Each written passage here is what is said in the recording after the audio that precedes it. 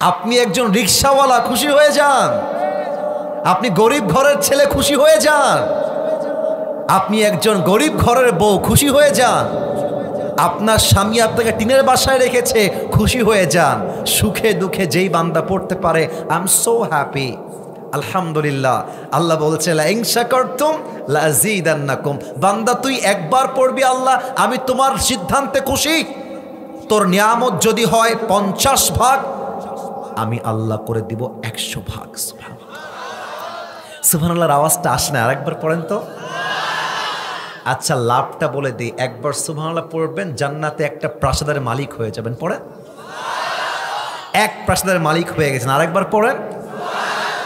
তাহলে কপালে যা লেখা আছে আজ থেকে কোনো অভিযোগ করা যাবে। এদিকে খুব অ্যাক্টিভ, তোমরা অ্যাক্টিভ নাও ভাই আমার। আর একবার বলছি, কপালে যা লেখা আছে তা নিয়ে কোনো অভিযোগ করা যাবে।